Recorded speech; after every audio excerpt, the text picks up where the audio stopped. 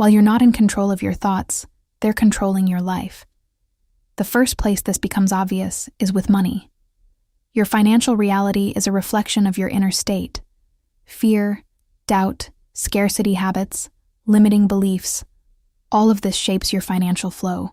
If inside you feel lack, it will show up outside as well. You'll notice random obstacles, missed opportunities, small failures.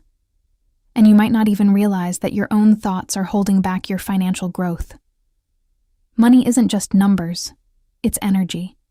It's how you interact with the world and yourself. Imagine every fear or doubt as a closed door in a tunnel of opportunities. The more confidence and awareness you have, the brighter the light ahead. Here's the key. To open the flow of abundance, you first need to free your mind from autopilot. Notice your thoughts. Understand which beliefs are blocking money, and replace them with empowering ones. This isn't magic. This is the psychology of abundance. In this video, I'll show you concrete steps to align your thinking with financial flow. You'll see how small internal shifts immediately reflect in your external reality. Watch this video until the end, and you'll discover how your thoughts can become your most powerful tool for creating abundance. And if you want to continue growing your inner resources and unlocking financial opportunities, hit subscribe. I'll share practical techniques and insights that truly work in real life. In the city where I grew up, there was a saying, never pick up money from the ground, even just a few cents, because it was considered unlucky or a sign of scarcity. I want to share a story from my school days. I had a history teacher, an ordinary woman, around 45-50, with a soft voice and eyes that sparkled with curiosity, like someone who noticed everything about life. One day, our class went on a field trip. We were standing at the bus stop, the city buzzing around us, leaves softly rustling underfoot. Suddenly, my teacher noticed 50 cents lying on the pavement. Without hesitation, she bent down and picked it up. I looked at her in surprise, and she smiled at me. Whenever I see money on the ground, I always pick it up. I love money, and I accept it in unlimited amounts. At the time, her words seemed unusual to me, but there was power in them. Years later, after finishing school, I ran into her by chance at a fancy restaurant. She was completely transformed, confident, elegantly dressed, with a calm presence that radiated abundance. Later, I saw her on Instagram. Photos from trips around the world, beautiful moments captured everywhere. At that time, I was impressed, but I didn't fully understand it. It wasn't until I started studying the psychology of money that this story clicked for me. I realized our inner mindset about money shapes the reality around us. Small habits, small decisions, can become the first steps toward abundance. Sometimes the simplest actions, like picking up a coin from the ground, are more than just gestures. They are symbols of openness to the world, readiness to receive, and the willingness to embrace opportunities that show up every single day. And that's when I understood something important. It wasn't about the 50 cents. It wasn't superstition. It wasn't luck. It was identity. She didn't just pick up a coin. She acted from a place of openness, from a mindset that said, I receive. And that's where everything begins. Because financial abundance doesn't start with numbers in your bank account. It starts with how safe you feel receiving, how worthy you feel earning, how comfortable you are holding more. Most people try to change their income without changing their inner relationship with money, but money responds to alignment. So instead of chasing more, what if you trained your mind to welcome more? What if abundance wasn't something you force, but something you allow? Let me share a few simple practices that can gently shift your relationship with money. So how do you actually begin shifting into financial abundance? Not by forcing, not by pretending, but by retraining your relationship with money, gently and consistently. Here are a few simple practices you can start today. 1. Catch the scarcity voice. Pay attention to your automatic thoughts about money. I can't afford this. Money is hard to make.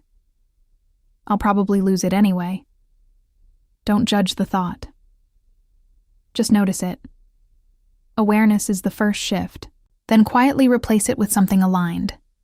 Money is available to me. I am learning to manage wealth. I am open to receiving more. You're not lying to yourself. You're building a new mental pathway. Practice receiving, even in small ways. If someone gives you a compliment, don't deflect it. If you find a coin, accept it. If an opportunity appears, don't shrink. Receiving is a muscle, and abundance grows where receiving feels safe.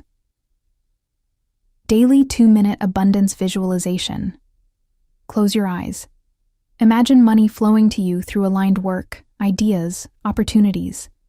See yourself calm while handling larger amounts. Feel stability. Feel expansion. Your nervous system must feel safe with more before more stays. Take one aligned action daily. Abundance is not only mindset, it's movement. Send the email. Start the idea. Invest in learning. Organize your finances. Even small action tells your brain, I am someone who builds wealth. Gratitude rewires scarcity. Every night, write down 3 things you already have. Not someday, not future. Now, gratitude shifts your focus from lack to overflow. And what you focus on expands. Financial abundance isn't loud. It's a quiet internal shift. It's when you stop fearing money and start feeling aligned with it. And when that alignment becomes natural, your external world begins to reflect it. And here's the truth. Most people never stop to face. Money is not avoiding you. It's responding to you. It responds to how you think about it, how you speak about it, how you feel when you receive it. And most importantly, who you believe you are in relation to it. If deep inside you still see yourself as someone who struggles, someone who barely manages, someone who hopes instead of decides, your reality will reflect that identity. But the moment you shift from hoping to deciding, everything changes. Abundance is not about chasing. It's about becoming. Becoming the person who feels safe with growth. Becoming the person who handles more without panic.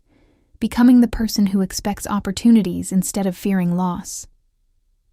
Money amplifies identity. If you see yourself as limited, money will feel limited. If you see yourself as capable, money begins to flow through that capability. This is why inner work always comes first.